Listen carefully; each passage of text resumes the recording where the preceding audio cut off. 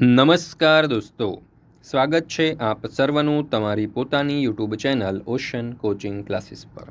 મિત્રો, આજે આપણે ધોરણ 5ની હિન્દી વિષયની જે દ્વિતીય સત્રાંત પરીક્ષા 2025 તમારી 11/4/2025ને શુક્રવારના રોજ લેવાવાની છે, તેનું જે મોસ્ટ આઈએમપી પ્રશ્નપત્ર છે તેનું સંપૂર્ણ સોલ્યુશન આપણે આ વિડીયોની અંદર જોવાના છે. આ જે પ્રશ્નપત્ર છે તે 40 ગુણનું છે. સમય છે સવારે 8 થી 10. પ્રશ્ન નંબર 1, વાક્યોं का गुजराती में अनुवाद कीजिए. તો પહેલું વાક્ય આપ્યું છે કે આપ હમે ક્ષમા કરે, તો એનું ગુજરાતી થશે તમે અમને માફ કરો. બીજું, ચાંદ લહરો કે સાથ સાથ ઉપર નીચે હો રહા થા, તો જવાબ આવશે ચંદ્ર તરંગોની સાથે ઉપર નીચે થઈ રહ્યો હતો. ત્રીજું, હમ એસા કામ નહીં કરેંગે જિસસે દૂસરો કો તકલીફ હો, તો જવાબ આવશે અમે એવું કંઈ કામ નહીં કરીએ જેનાથી બીજાને દુઃખ થાય. ચોથું, એક જંગલ થા, એક જંગલ હતું, ખરગોશ ઘાસ ખાતા હે, તો સસલું ઘાસ ખાય છે. ત્યાર પછી છે પ્રશ્ન નંબર 2, નિમ્નલિખિત પ્રશ્નો के उत्तर लिखिए 4 में से 3, જેના કુલ 6 માર્ક છે. પહેલો સવાલ, झील के किनारे कौन रहता था, तो जवाब આવશે झील के किनारे खरगोश रहता था. बीजू, कौन सी सब्जियों का स्वाद कड़वा होता है, तो जवाब आवશે करेला, कंकोड़ा और मेथी की भाजी का स्वाद कड़वा होता है. तीजू, तरु की झुकी डालियों से हमें क्या सीख मिलता है, तरु की झुकी डालियों से हमें सिर झुका कर जीने की सीख मिलती है. दूध और पानी से हमें क्या सीख मिलती है, दूध और पानी से हमें हिल मिलकर रहने की सीख मिलती है.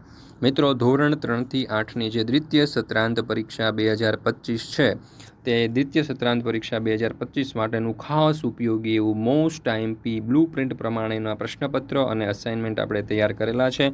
દરેક વિદ્યાર્થીઓ પરીક્ષા આપવા જાય ને એના પહેલાં અવશ્ય આ જે પ્રશ્નપત્ર અને અસાઇનમેન્ટ છે તેનો અભ્યાસ કરી લેવો, કારણ કે રેડી ટુ પ્રિન્ટ ફોર્મમાં મળશે. સીધી તમે ઝેરોક્સ કરાવી અને તેનો ઉપયોગ કરી શકશો.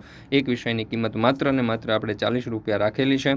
અને બીજું કે પ્રશ્નપત્રમાં પ્રશ્નની સાથે જવાબો પણ આપેલા છે, એટલે તમારે જવાબ માટે બીજી કંઈ ચોપડી કે પુસ્તકનો પણ ઉપયોગ કરવાની જરૂર નથી. માત્ર ને માત્ર એક અસાઇનમેન્ટ જે છે ને તમારી પરીક્ષાની તૈયારી માટે કાફી છે.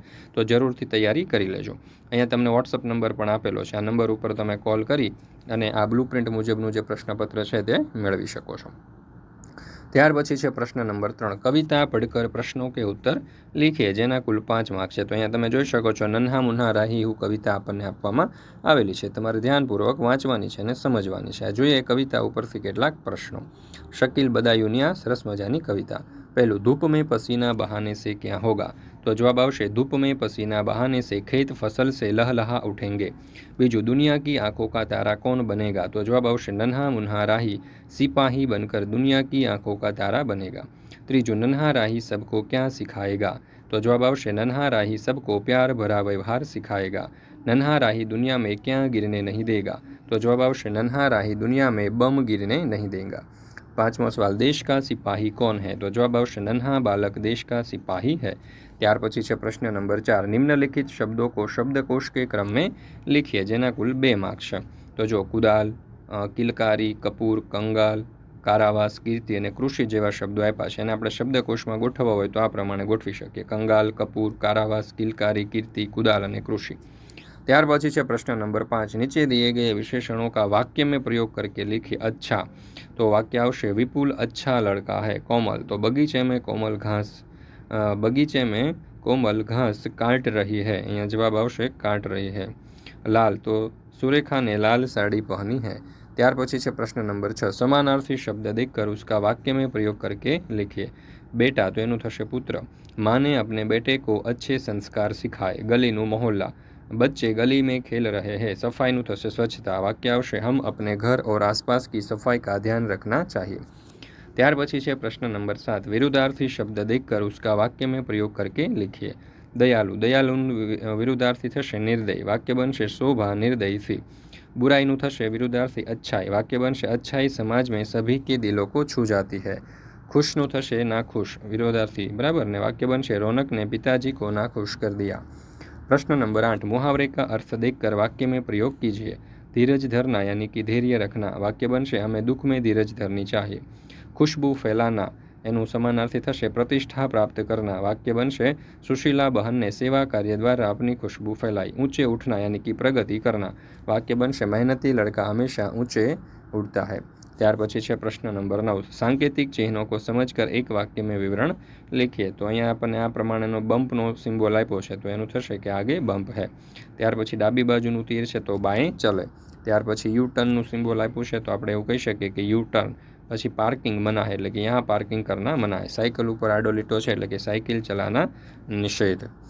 ચાલો મિત્રો, અહીંયા આપણે આ હિન્દી વિષયનું જે પ્રશ્નપત્ર છે તે પૂર્ણ કરીએ છીએ.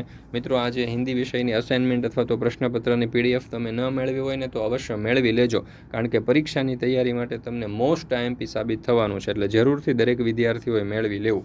અને જો તમે વેકેશનનો સદુપયોગ કરવા માંગતા હોય તો વેકેશનની અંદર આપણે વૈદિક મેથ્સ એટલે કે વૈદિક ગણિત અને સ્પોકન ઇંગ્લિશના 2 કોર્સ લોન્ચ કરેલા છે, જે તમારે ઘરે બેઠા બેઠા જ કરવાના છે. ફક્ત તમારે પ્લે સ્ટોરમાં જઈ અને આપણી ઓશન કોચિંગ ક્લાસીસ નામની એપ્લિકેશન છે ડાઉનલોડ કરી લેવાની છે, બરાબર.